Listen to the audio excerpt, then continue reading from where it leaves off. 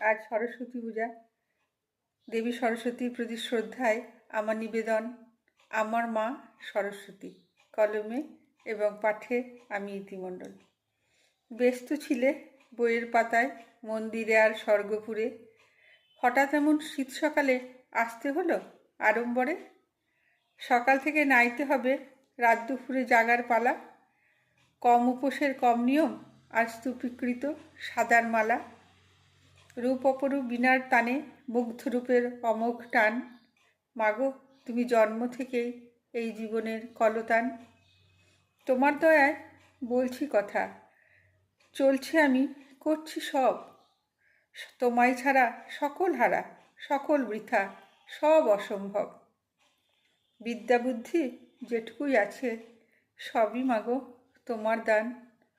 তুমি মাগো সব ছেড়ে আজ মাথায় করো অবস্থান। নমস্কার।